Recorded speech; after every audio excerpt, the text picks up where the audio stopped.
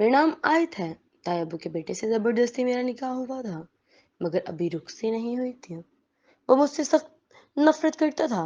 मुझसे बदला लेने के लिए वो हर हद पार कर चुका था। आज जब ताई अम्मी को ये बात पता चली तो उन्होंने आरिस के मुंह पर थप्पड़ दे मारा। सुर्ख आंचल किस नंबर एक। आरिस वो प्रेग्नेंट है, होश के नाखून लो। उसी से मदीहा ने उसको शानों से झिंझोड़ा था। तो मैं क्या करूं? पहली औरत है जो माँ बनेगी। उससे कहें दफा करे अपनी शक्ल यहाँ से। वो गुस्से से धाड़ा। वजूद में उसकी सूरत देखते ही चिंगारियां दौड़ जाती थीं। और तमाशा लगाओ अपना, वो सिर्फ निकाह में थी तुम्हारे, और तुमने जो उसके साथ किया, अगर घर में किसी को पता चल गया तो तुम्हारी जान ले लेंगे। उसके मुंह पर हाथ रखकर उसकी आवाज दबाती वो घबराई हुई लग रही थी, जबकि कमरे में एक वजूद की सिसकियां गूंज रही थी। तो मैंने कहा था कि मेरे अरमानों पे उसको बिठा दो। मैंने कहा था कि मेरा निकाह इससे करवाओ। मैं उसके साथ उससे भी ज्यादा बुरा करूंगा, वो चिल्लाया, जबकि मदीहा ने उसके मुंह पर थप्पड़ दे मारा। आरिस ने सुर्ख नजरों से माँ को देखा। तुम्हारे बाप का फैसला था ये, उसके मगर हो जाओ जाओ जाकर क्यों उसकी जान के दुश्मन बन गए हो? मदीहा गुस्से से बोली। आप जाएं, आरिस ने जिद जबत से कहा, जबकि पिंक शलवार कमीज में दीवार से चिपकी आयत को उसने काटते हुए देखा था। उन्होंने असुदगी से पहले आयत को और फिर आरिस को देखा। आरिस क्या था ये तो सभी जानते थे। आयत की गलती बस ये थी कि वो उससे मोहब्बत करती थी, और उससे मोहब्बत ने आज उसे कहीं का नहीं छोड़ा था। वो कैसे इस जायज बच्चे को छुपाती जिसे उसके बाप ने गुनाह बना दिया था? चलो आयत, मदीहा ने आयत का हाथ थामा जो पत्ते की तरह कांप रही थी। आरिज ने निगाह फेर ली, और वो कुछ लम्हे और देखता तो शायद उसका कत्ल कर देता। वो भड़क कर उठता, वॉशरूम में चला गया। क्यों आती हो उसके कमरे में? तुम जानते भी हो ये सब क्या है और उसका क्या अंजाम होगा? मदीहा की आंखों में उसको देखकर आंसू तैर गए थे। ताई अम्मी मुझे बचा लें, वो फूट फूट कर रो दी। उनके सीने में चेहरा छुपाकर वो बुरी तरह रोई थी। मदीहा ने इर्द गिर्द देखा। इस वक्त सब सो रहे थे। कोई जाग जाता और उन दोनों को देख लेता तो क्या बनती। इन्हें सबसे ज्यादा अपने शोर का डर था। वो आयत को लेकर उसके रूम में दाखिल हुई, जो कि सीढ़ियां उतर कर दूसरी तरफ था। आयत की अम्मी का इंतकाल हो जाने के बायस वो मदीहा से बहुत करीब थी, जबकि आफ्ताब आयत के वालिद, उन्होंने दूसरी शादी कर ली थी और अपने बीवी बच्चों में मगन हो गए थे। आयत का सभी ख्याल रखते थे, खासकर मुर्तजा आरिस के वालिद और कबीर सलार, और यहाँ तक कि जैन भी उसका बहुत ख्याल रखता था, सिवाय आरिस के। सभी घर में उसके लिए हसास थे। मदीहा ने उसके आंसू साफ किए। उसको कमरे में मत जाया करो, उसने प्यार से कहा। सुर्ख सफेद रंगत और असी हया के रंगों से लबरेज वो लड़की किसी को भी पसंद बन सकती थी, मगर आरिस को उससे बेहद नफरत थी। और कहीं भी वो अपनी गलती उसके साथ गलत करके नहीं मानता था। उसे अमेरिका जाना था, पाकिस्तान से वो हमेशा के लिए चले जाना चाहता था। वजह जीनी थी, उसकी गर्लफ्रेंड, जिसने उसका दिमाग खराब कर दिया था कि आरिस सब छोड़ देना चाहता है उसके लिए। यहाँ तक कि कई बार कबीर से वो पीटा भी था, और वजह चोरी थी। कारोबार से बड़ी रकम निकलवा कर जीनी को सेकंड सेंड करते हुए पकड़ा गया था।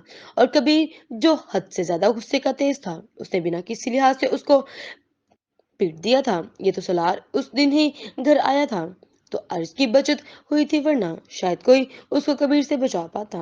और फिर सबके इत्तेफाक के राय से आरिस का निकाह आरिस से करवा दिया गया, जिस पर आरिस ने बहुत वावेला किया था, मगर बड़े भैया यानी कबीर की वजह से इस रिश्ते में बनना पड़ा था, और उससे सारी भी ले ली गई थी। आरिस वाहद शक था जागीर हाउस का, जिसके पास ना गाड़ी थी और ना कोई बाइक। उसे जब ऐसी चीजों की जरूरत होती तो कबीर के पास जाना पड़ता, जो कि उसकी जान अपनी आंखों से ही खींच लेता था। सभी कबीर से डरते थे। उन्होंने खुद बुलाया था। आयत ने आंसू साफ किए। मदीहा ने गहरा सांस भरा। और तुम पागल हो, चल पड़ती हो उसके बुलावे पर। वो जरा खफा हुई, वरना वो यहाँ आ जाते। उसने जैसे उसे आरिस की तरफ से दी जाने वाली धमकी से आगाह किया था। मदिहा खामोश हो गई। वो लड़का इतना जिद्दी था कि नाक में दम दे दिया था। वैसे तो उसके चार ही बेटे जिद में एक दूसरे से बढ़कर थे, बिल्कुल अपने बाप पर ये थे। तुम रेस्ट करो, अब रोना मत। मदिहा ने उसको लेटने का इशारा किया, जबकि आयत ने सर नफी में हिलाया। ताई अम्मी सब मेरे बारे में क्या सोचेंगे, वो सिसकी थी। मदिहा ने उसको गले से लगा लिया। कोई कुछ नहीं सोचेगा, इस बात को खुद ही छुपा लो मुझे, या जहां तक हो सकेगा मैं इस सब को ठीक करने की कोशिश करूंगी और उसका एक हल ही है कि तुम्हारी रुखसती कर दी जाए। वो मध्यम आवाज में बोली। नहीं ताई अम्मी प्लीज ऐसा मत करे। वो उनके हाथ थामे रोने लगी, जबकि मदीहा को शदीद अफसोस हुआ था कि आज अपनी तरबियत पर आज अब रोना नहीं, मेरा बच्चा बच्चे पर असर पड़ता है। वो बोली तो आज सिसकने लगी। कुछ नहीं होगा, तुम फिक्र मत करो, उन्होंने प्यार से कहा और उसके पास से उठी। मैं अमल के हाथ कुछ खाने को भिजवाती हूँ, वो बोली और उसकी पेशानी चूमकर वहां से चली गई। जबकि उनके निकलते ही आयत ने जल्दी से रूम लॉक कर लिया था। पेट पर हाथ रखकर वो जमीन पर बैठती चली गई और वो रात जो उसकी उसे उसकी इज्जत छीन ली गई थी उसकी आंखों के आगे घूमने लगी। एक मोहब्बत की इतनी बड़ी सजा। सिस्कियों ने उस कमरे में उसकी बेबसी की वजाहत की थी। ऋषि काली यूनिफॉर्म में रेडी बैग अभी उठा ही रही थी कि सेलफोन रिंग हुआ। उसकी दोस्त का मैसेज था। वो सेल फोन देखकर मुस्कुराई और वहीं सेल फेंक कर बाहर आ गई। अस्सलाम वालेकुम बड़े भैया। कबीर को भी रूम से निकलते देखकर उसने सलाम किया। वालेकुम सलाम, कबीर ने जवाब दिया। चेहरा संजीदा था और उसके आगे से गुजर गया। प्रीशे उसके पीछे पीछे ही थी और जिम भी जल्दी बाहर निकली। प्रीशे तुम कॉलेज चल रही हो? अमल ने पूछा तो उसने सर असबात में हिलाया। तुम्हें तो बुखार था, अमल ने नाश्ते की टेबल पर बैठते हुए कहा। अब ठीक है, बस इसीलिए प्रीशा ने कहा तो वो मुस्कुराकर नाश्ता करने लगी। जैन नहीं उठा। अस्सलाम वालेकुम चाचू, सबने उसमें जाहद को देखा जो जैन के बारे में बैठने से पहले पूछ रहा था। जैन इतनी जल्दी कहाँ उठेगा? अमल ने मुंह बनाया। आज बड़े भैया उसकी मीटिंग है। पेरेंट्स टीचर सलार भैया तो है नहीं।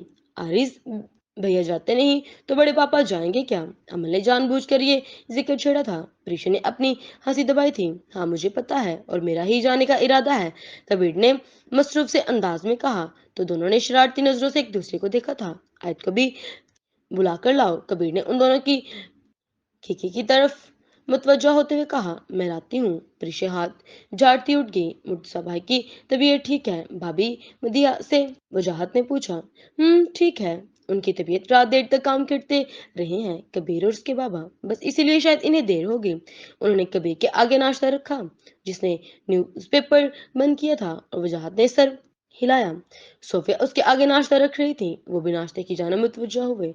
वजाहत के बच्चे नहीं थे और इन्हें जैन से बेहद लगाव था। सब बच्चों में से सिकंदर और शहाब के साथ मुर्तजा साहब भी नाश्ते की टेबल पर आ गए, जबकि सिकंदर की बेगम अफरीन जो रोज इन्हें साथ आती थी, उनकी एक बेटी और बेटा। रिमशा घर में सबसे छोटी थी, जबकि अदिल जहनी मरीज था। 25 साल का होने के बावजूद, उसके लाख इलाज के बावजूद भी वो जहनी बीमार था और अक्सर उसको सब पागल खाने भेज देने का जिजिया किया था। मगर शन की जिद पर घर में से उसे अलग हिस्से में रखा जाता था और तकरीबन सभी उससे दूर रहते थे, खुद अफशन भी। मगर बेटे की रोज बिगड़ती हालत देखकर उसने उसकी शादी का फैसला किया कि शायद कोई लड़की अगर उसको संभाल ले। और जब उसने सिकंदर से इस बारे में डिस्कस किया तो वो खफा हुए, मगर इनकी जिद के आगे किसी की ना चल सकी। जारी है।